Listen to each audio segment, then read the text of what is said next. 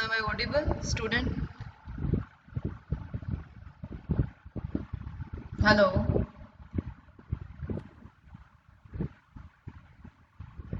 Hello. Am I audible? Yes, ma'am. Yes, ma'am. Okay, so last हमने कहाँ तक cover किया था? I think we have covered all the converters, BCD converters.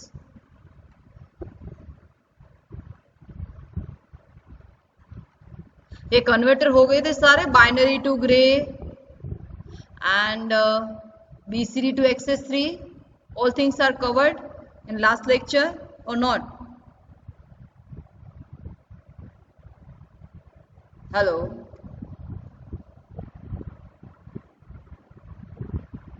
We have covered this converter कि बाकी है? Hello.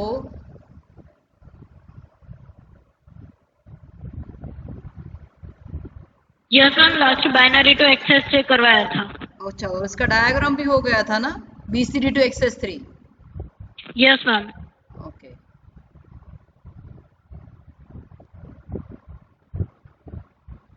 And what about this exercise? I think आपको homework में दी थी binary to BCD converter and BCD to Gray code converter. किसी ने किया है?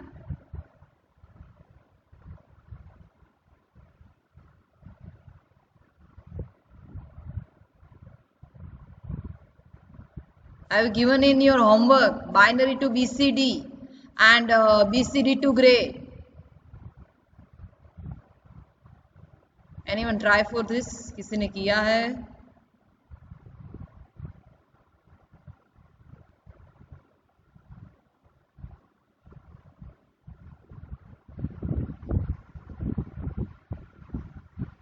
अगर आपको होमवर्क में दिया है मतलब आपको ट्राई करना है this particular question means code conversion in GTU may be ask for 7 marks, तो आप तभी इसको कंप्लीट कर पाएंगे इन टाइम जब आप इसकी प्रैक्टिस करेंगे. आपको भी पता है कितना लेंथी एग्जांपल है फॉर कोड कन्वर्जन, तो जितना प्रैक्टिस करेंगे उतना आपको आएगा. और ये 7 मार्क्स का एक क्वेश्चन कंपलसरी GTU के एग्जाम में होता है कोड कन्वर्जन का, binary to BCD and BCD to Gray code converter. Okay, दोनों आगे के जो मैंने एग्जांपल करवाए उसके बेसिस पे आप इसको ट्राई कर सकते हैं. नेक्स्ट लेक्चर में ये मैं आपको पूछूंगी और किसी का भी नंबर रैंडम नंबर में चूज करूंगी and this particular person have to say the screen. Okay, आपको अपनी स्क्रीन शेयर करके दिखाना है कि आपने किया है कि नहीं. ये दो एग्जांपल है फॉर कोड कन्वर्जन के, binary to BCD and BCD to Gray code converter. Okay, now next one, it is a encoder. First of all, what do you mean by this encoder? Actually, in encoder it is always at a transmitter side, and if you consider a decoder, so it is always at receiver side. Encoder क्या करता है? At a particular form में convert करता है. Okay, device to convert a familiar numbers or symbols into coded format. Okay, वो particular symbol या फिर numbers है उसको पर्टिकुलर कोडेड फॉर्मेट में कन्वर्ट करता है, like binary to octal. So एक टाइप का एनकोडिंग हुआ. As per your requirement in your application क्या रिक्वायरमेंट है, यू कैन चूज कि आपको बाइनरी टू ऑक्टेल करना है या फिर ऑक्टेल टू बाइनरी करना है, बट अल्टीमेटली उसको आप क्या बोलेंगे, encoding. Okay, so it is the numbers of input line only one of which is activated at a given time. कोई भी एक ही इसमें से एक्टिवेट होगी and produce an bit output code depend on which input is activated. Okay, जो भी particular line on होगी उसके रिस्पेक्ट में उसका जो भी लाइक बाइनरी टू ऑक्टेल अगर आप कर रहे हैं तो उसका पर्टिकुलर ऑक्टेल कोड आपका आउटपुट में मिलेगा. So figure shows the block diagram of encoder with m inputs and an output. Now what is the relation between m and n? m is equal to 2 raised to n. m means inputs है and n means outputs है. Okay, सो अगर आपके output है वो 2 है, सो 2 raise to 2 means कितने होंगे, 4. सो input, hello, हाँ आपने स्क्रीन प्रेजेंट की है. एक minute.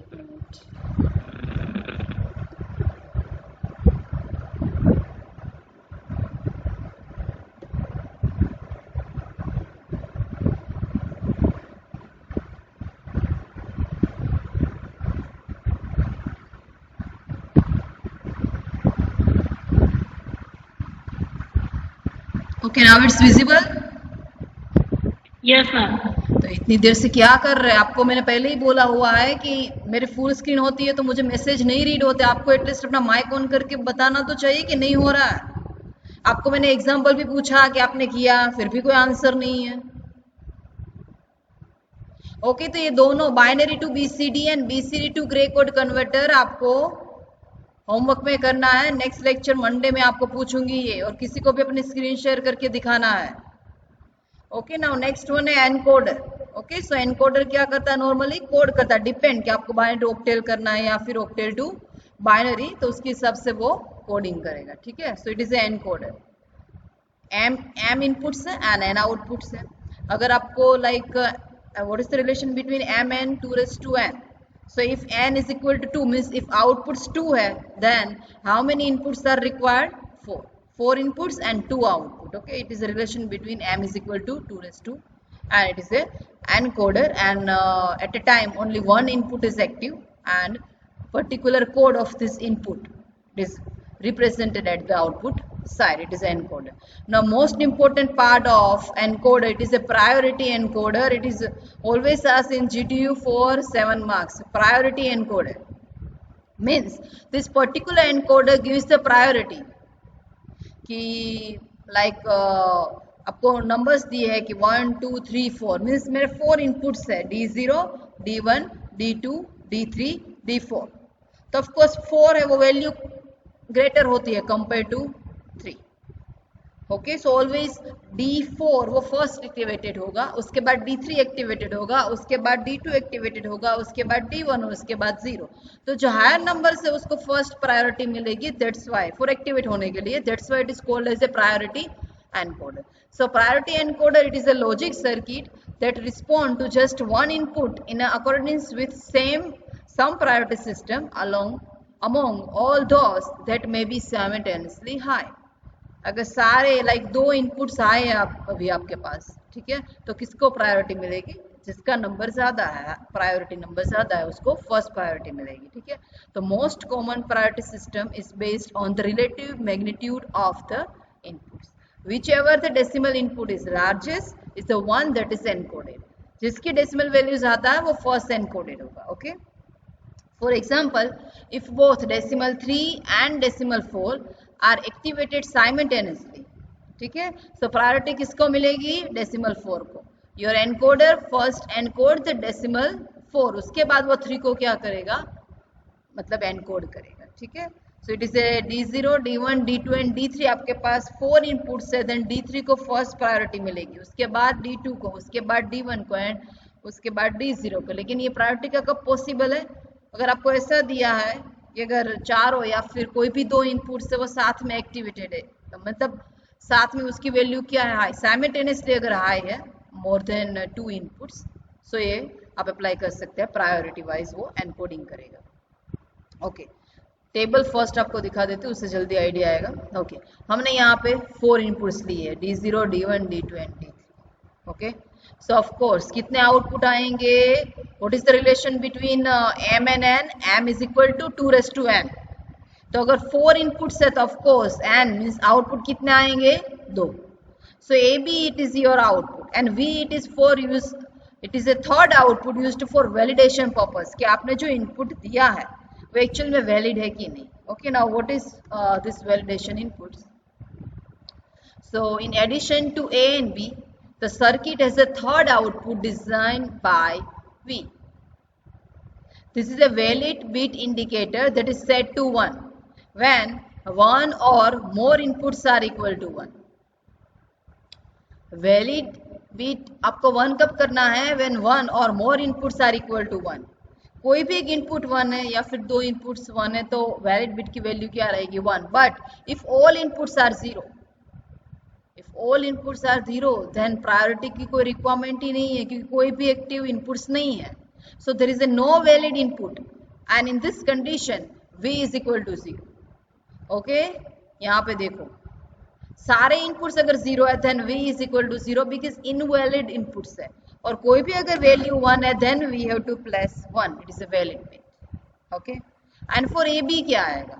If it is a invalid bits है okay, so we don't care about that कि उसका आउटपुट क्या है और किसको प्रायोरिटी मिल रही है, we don't care about that, किसी को भी प्रायोरिटी वैसे नहीं मिलेगी because all inputs are zero. So in this case we have to write don't care in A B. Okay, अगर चारों जीरो है then we have to write don't care. Okay, if other two inputs are not inspected when v is equal to 0 and are specified as don't care condition. Okay, as per the truth table, higher the subscript number, higher the priority of the input. Input D3 is the highest priority क्योंकि हमारे पास चार inputs है D0, D1, D2 and D3. तो of course D3 को सबसे ज़्यादा priority मिलेगी because उसका decimal number ज़्यादा है, 3 means. Okay, so regardless of the value of the other inputs means बाकी की inputs की value क्या है, we doesn't care about that. Okay, हमें सिर्फ किसको देखना है, D3, उसको highest priority मिल रही है तो D3 में जो भी होगा वो activated होगा. Okay, so the regardless of the value of the other inputs, when this input is 1 means D3 is equal to 1, output for AB is equal to 1 1 means binary 3. Okay, यहाँ पे output में भी आपके पास दो inputs outputs है. So how many combinations are possible, 4, 0 0 0 1 1 0 and 1 1. उससे सबसे highest number कौन सा है, 1 1. तो जो भी हाईएस्ट प्रायोरिटी वाला डिजिट है उसका आउटपुट क्या आएगा, 1 1, जो यहाँ पे मेंशन किया हुआ है. यहाँ पे देखो D3 अगर 1 है, so regardless of the all other input values like D0, D1, D2, उसकी वैल्यू कुछ भी हो, so we simply write the don't care. Okay, and AB क्या आएगा, highest number, so it is a 1 from all other combination. Okay, same अब D3 की value आपको 0 कर देनी क्योंकि उसका टर्न आ चुका है. ठीक है, सो नाउ अगर D2 1 है, so we doesn't care about that कि D0 की वैल्यू क्या है, D1 की वैल्यू क्या है. ठीक है, एंड अगर D2 एक्टिव है, सो नेक्स्ट कॉम्बिनेशन क्या आएगा उसमें, 1 0. उसके बाद D1, so we doesn't care about that कि D0 की वैल्यू क्या है, and D2 D3 already active हो चुके हैं, सो वो दोनों 0 हो जाएंगे. So in this condition of D1 is equal to 1, AB क्या आएगा, 0 1, एंड लास्ट में अगर D0 1 है, so all other are already activated, so consider as 0. D0 is equal to 1 है, देन AB की वैल्यू क्या आएगी, 0 0. But if all are 0 then it is invalid, so we can simply write don't care. Okay, any doubt in this table?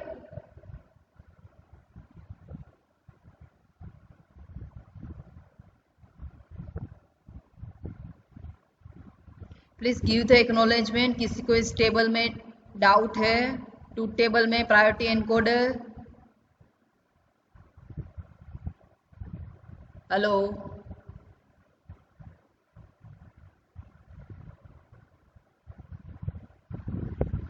Any doubt in this table? Okay,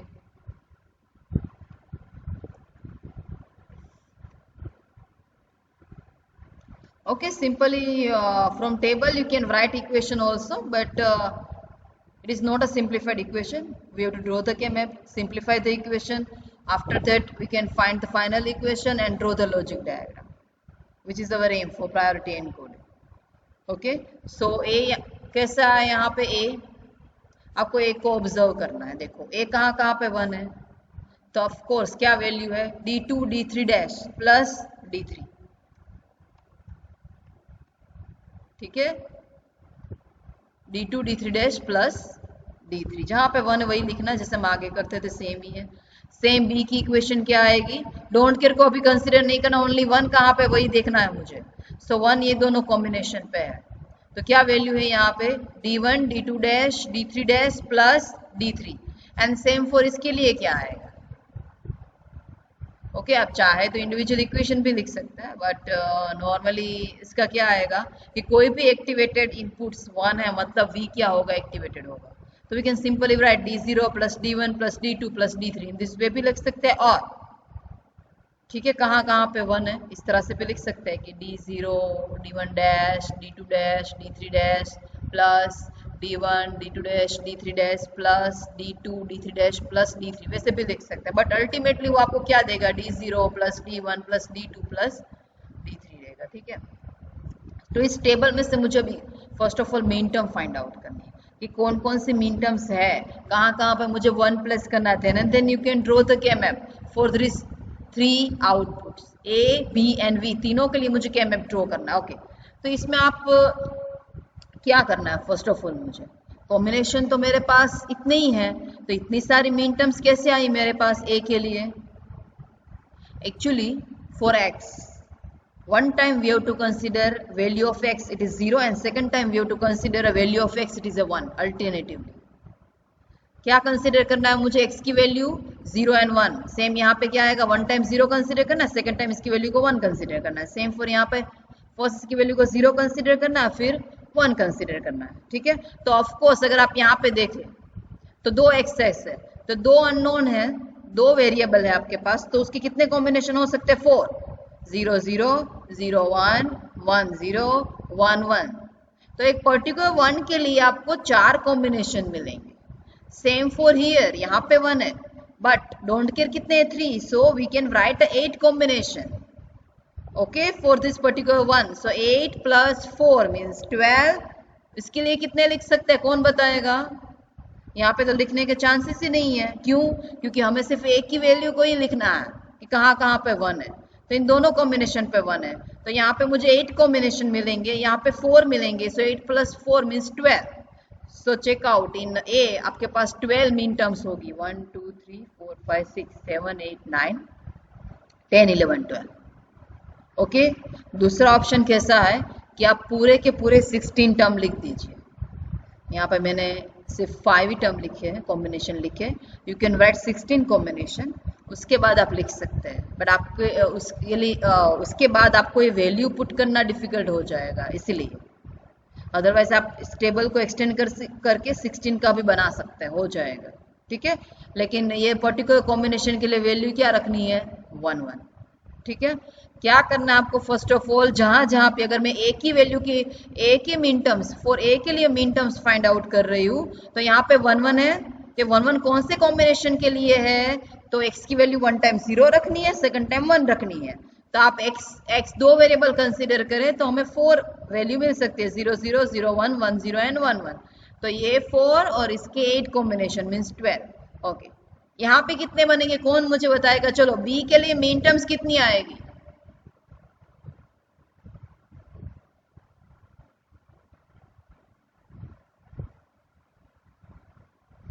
for B 1 and 1 यहाँ पे है, सो कितनी mean terms मुझे मिलेगी B के लिए,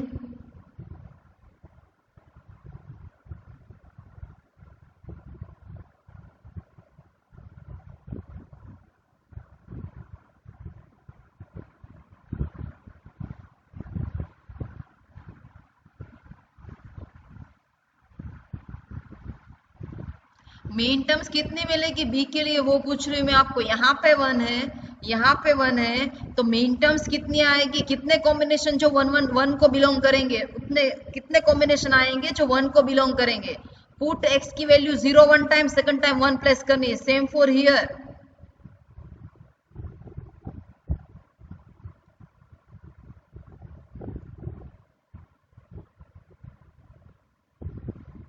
आपको नहीं समझ आ रहा है या फिर आपको आंसर नहीं देना है, दो ही ऑप्शन हो सकते हैं, चलिए बताइए।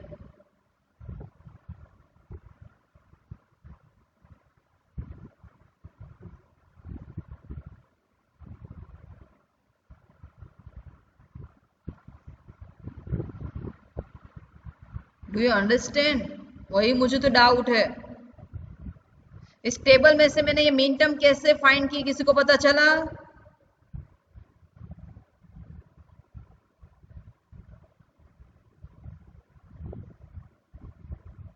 हेलो,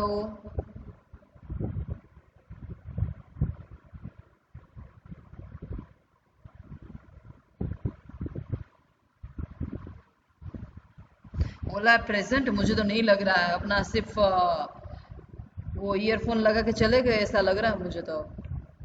प्लीज गिव एक्नॉलेजमेंट, आपको नहीं पता चल रहा, पता चल रहा खुद तो आंसर दीजिए।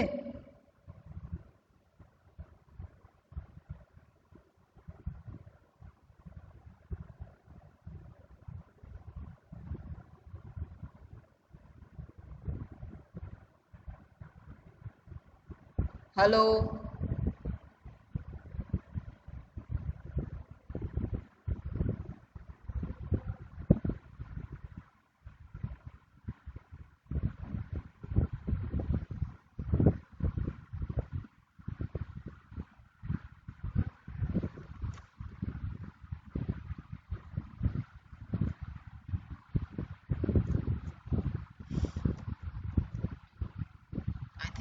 आंसर नहीं मिलेगा। आपको अगर डाउट है तो मुझसे पूछ लेना, ठीक है? कभी भी स्टॉप करके आप पूछ सकते हैं। ओके, देन बी के लिए अगर मुझे फाइंड आउट करना है, ठीक है, सो बी के लिए कैसे फाइंड करेंगे? वन बिलोंगिंग टू टर्म्स, कौन सी टर्म? वन टाइम मुझे यहाँ पे 0 प्लस करना है, so it is 0 1 0 0, and second time अगर मैं 1 प्लस करती हूँ तो 1 1 0 0, सो 1 1 0 मीन्स आंसर क्या आता है? 8 प्लस 4 मीन्स 12, तो एक टर्म यहाँ पे होगी 12, एंड वन टाइम मैंने अगर यहाँ पे 0 रखा है सो इट इज 4, तो एक 4 टर्म भी यहाँ पे आएगा, ठीक है? सेम 4 यहाँ पे 1, सॉरी यहाँ पे बी के लिए हम फाइंड कर रहे हैं 1। ओके, सो 3 वेरिएबल है, सो अल्टरनेटिवली 0 1 प्लस करेंगे, so we can find 8 combination. Okay, so 8 जगह पे वो 8 आपको वैल्यू प्लस करके फाइंड आउट करना कौन सी मीन टर्म है, ठीक है? तो 8 प्लस 2 मीन्स 10, तो आपके पास यहाँ पे 8 मीन टर्म्स होगी बी में।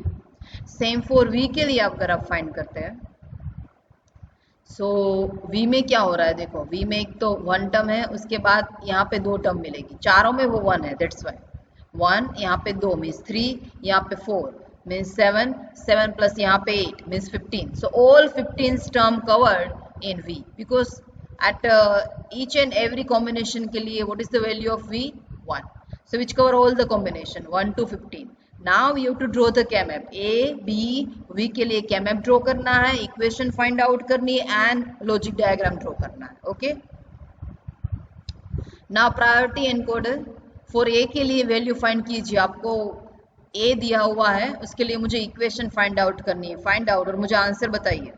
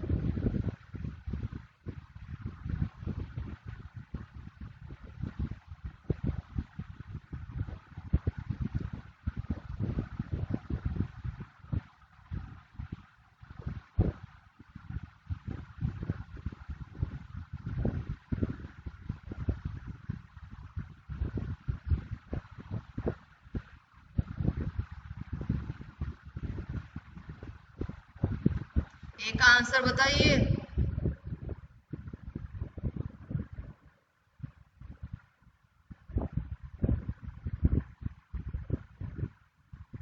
कितने के ग्रुप बनेंगे बताइए।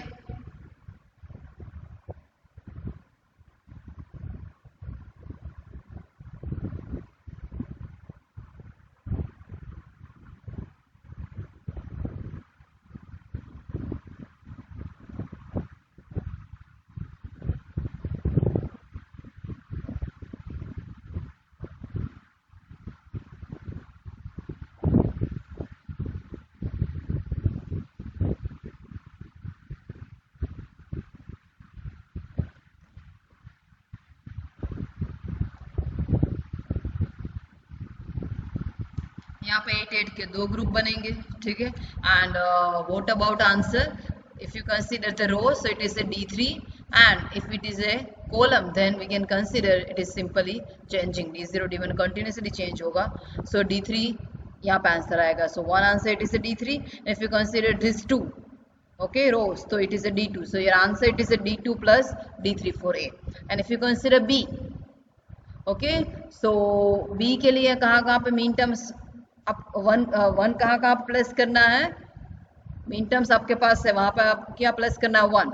Now make a group of 1, so if you consider ये पूरा एक 8 का बनेगा, okay, and for this 1 1 we have to make a group of 4, no need to cover this x because it is simply used for simplification of K-map।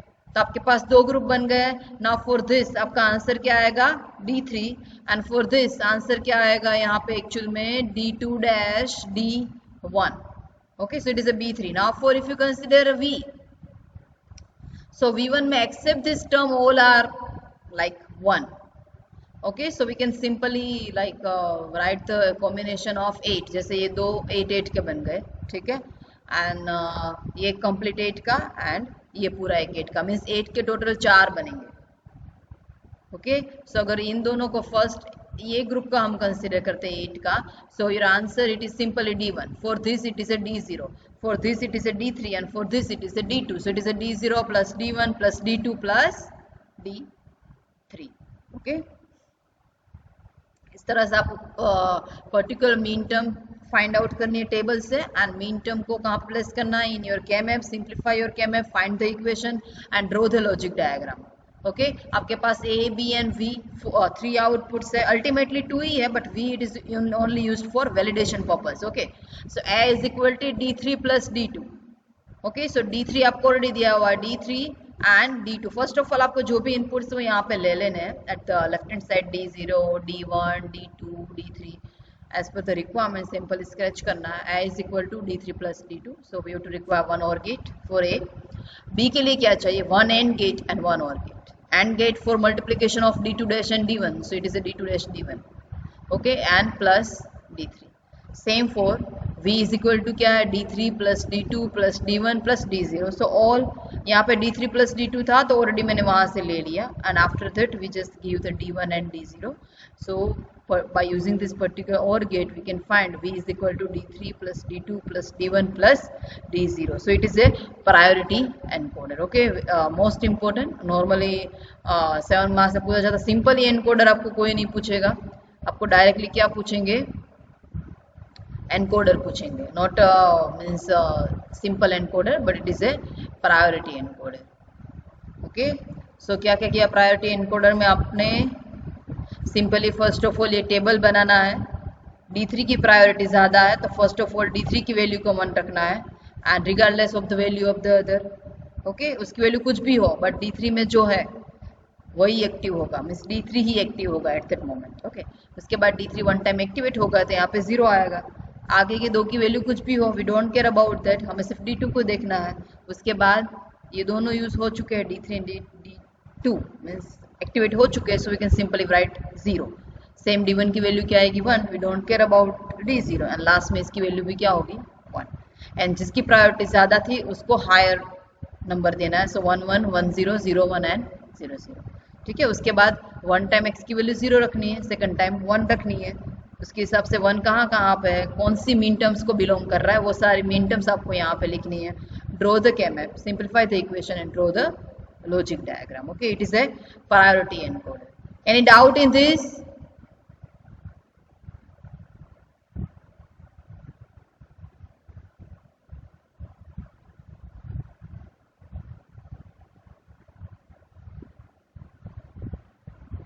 Hello.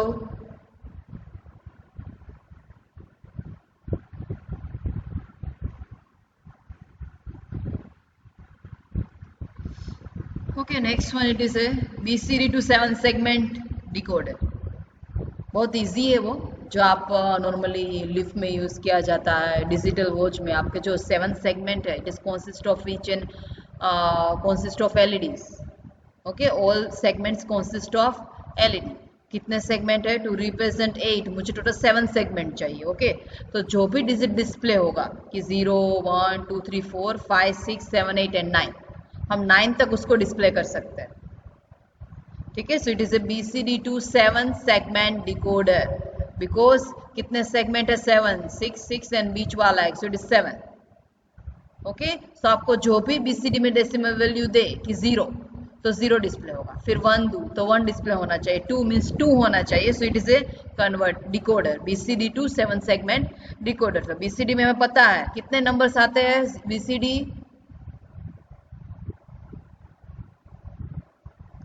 BCD कितने binary number को cover करता है, how many binary numbers covered in BCD, binary coded decimal.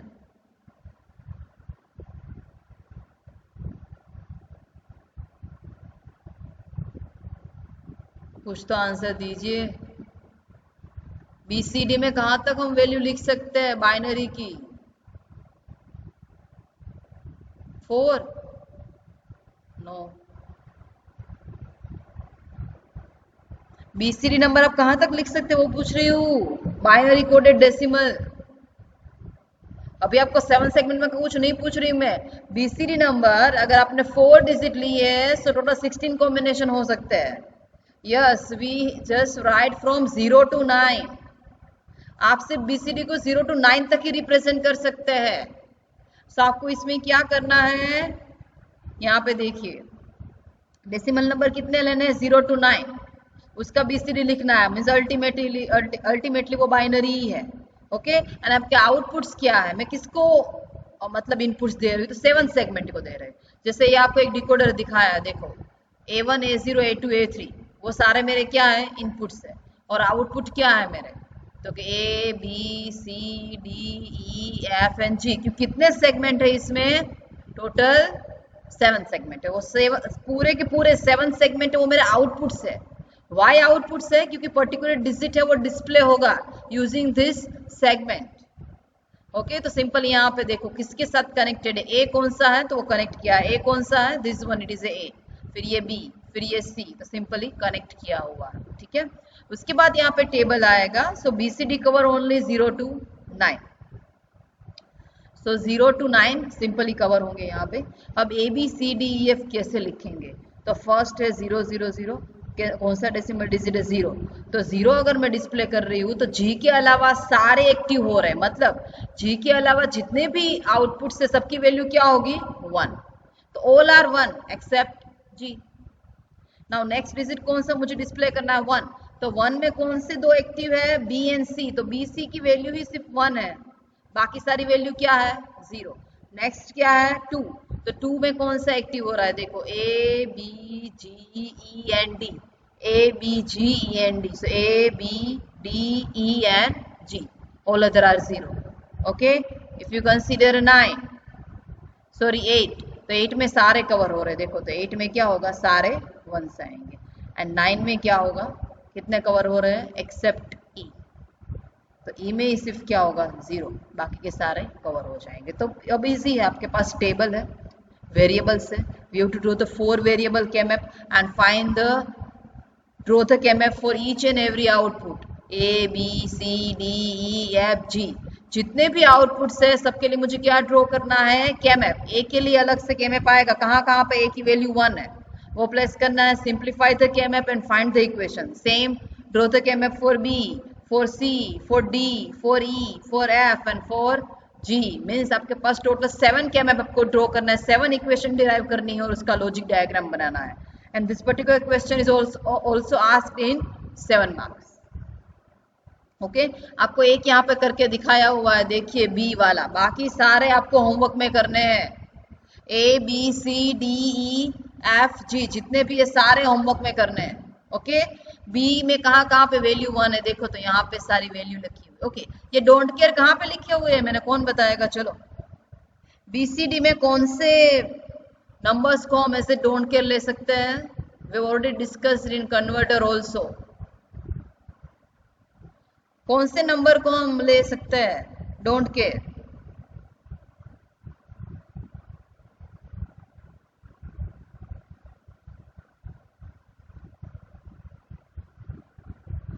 which are the illegal codes in BCD?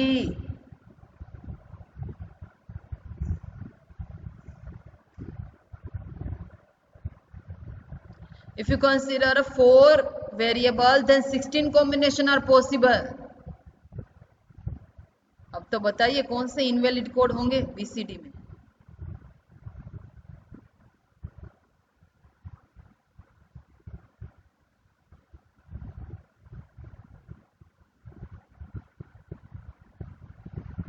Wrong, 0 1 2 वो संस्कृत है, उसमें है access 3 में। It is BCD. BCD में कितने होंगे, नो नो 10 11 12। तो व्हाट अबाउट 13 14 15? एक्चुअली आप यहाँ पे क्या कर रहे हैं, 10 to 15, बिकॉज आप यहाँ पे क्या ले रहे हैं, 4 वेरिएबल, मतलब 16 कॉम्बिनेशन पॉसिबल है, but we can simply write from 0 to 9 because आपको बीसीडी बोला है। So 10 to 15 are the invalid codes and we can use this invalid code as a don't care. Okay, so don't care है ये सारे 10 to 15, तो 10 to 15 की जगह पे मुझे क्या लिखना है, don't care, and after that we can combine this don't care with 1 and simplify your function. Okay, दो 4 के बन रहा है और एक किसका बन रहा है, 8 का. इक्वेशन फाइंड करेंगे तो आपको इस टाइप की इक्वेशन मिलेगी. आपको बाकी के सारे ABCDE 6 केमएफ ड्रॉ करना है, 6 इक्वेशन डिराइव करनी है और उसका डायग्राम ड्रॉ करना. मैं नेक्स्ट टाइम में दो चीज आपको पूछने वाली हूँ, एक तो कन्वर्जन, जो दो एक्सरसाइज थी जो आपने नहीं की है वो भी पूछूंगी, एज वेल एज इसके 6 केमएफ एंड 6 इक्वेशन. एक आपको यहाँ पे दी है, ठीक है, बना के दिया हुआ है, तो आपको 6 केमएफ ड्रॉ करना है, 6 इक्वेशन डिराइव करनी है, उसका लॉजिक डायग्राम बनाना है BCD to 7 सेगमेंट का. और नेक्स्ट टाइम में आपको स्क्रीन शेयर करने को बोलूंगी bye random choosing. Any doubt in this?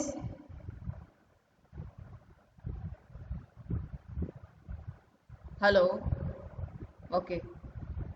Next one, and I think it is the last topic of this chapter.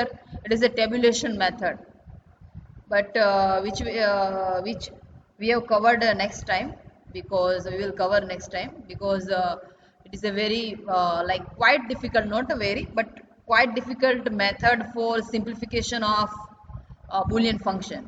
Okay, this method, it is also used for simplification of KMF, but वो quite difficult है, that's why उसको last में रखा है. And scientist name, it is a Quine McCluskey, that's why its name, it is a QM method also. आपके assignment में question होगा QM method, tabulation method and QM method both are same, and this question normally asked in GTU for 7 marks. और इसमें अगर आप practice नहीं करेंगे तो डेफिनेटली आपको नहीं आएगा एग्जाम में, या फिर आप हाफ करके आएंगे. तो इसमें प्रैक्टिस है वो मोस्ट इंपॉर्टेंट है टेबुलेशन मेथड में. Okay, what is the disadvantage of K map? Anyone knows about that? Why we are using this tabulation method? Actually if you are considering the K map, so अगर आप 5 variable consider करेंगे 2:5 means 32 square आएंगे. If you consider 2:6 तो 64, उसके बाद करेंगे 2:7, सो 128 numbers of square. तो उसके बाद उसमें ग्रुप इफ बनाना और जजमेंट करना, it is quite difficult if we increase the numbers of variable after 6. So for this purpose, for higher numbers of variable, one another method come into the picture. It is a tabulation method. It is also called as a QM method, which we have covered next time. Okay, tabulation method, it is the last topic of your chapter. लेकिन जब भी tabulation method class में हो, please properly इसमें ध्यान देना, otherwise ये method आपको नहीं आएगी. It is a very confusing. K map जैसा नहीं है कि आपने कर लिया, numbers of steps are in there this particular method, tabulation method. Okay, and it is your last topic of your chapter, and I think you also mid sem starting from 14th. Okay, and 21 को I think हमारा paper है. आपको ये assignment हम दे देंगे, assignment 2, but you can submit after mid sem. Okay, अभी आपको सबमिट करने के लिए नहीं बोलेंगे, because I think 10 days are remaining only, that's why. But assignment में से आप क्वेश्चन कर सकते हैं, रिफर कर सकते हैं for mid semester examination. Okay, and mid semester में 2 चैप्टर रहेंगे आपके, जो अभी हमारा 1-2 वीक में कंप्लीट, 1-2 वीक में कंप्लीट, सॉरी 1-2 लेक्चर में कंप्लीट हो जाएगा टेबुलेशन मेथड, क्योंकि वो हमारा लास्ट टॉपिक है. Okay, so unit number 2 and 1 and 2 both are in your syllabus in mid sem. Okay, 2 unit ही आपको करने हैं मिड सेम में, unit number 1 and unit number 2. 3 start में भी हो जाएगा, बट वो आपके सिलेबस में नहीं होगा. 2 चैप्टर हम रखेंगे, unit number 1 and unit number 2. Unit number 2 अभी कंप्लीट हो जाएगा 1-2 लेक्चर में, उसका असाइनमेंट भी आपको दे देंगे, but you can submit after mid sem. Okay, any other doubt?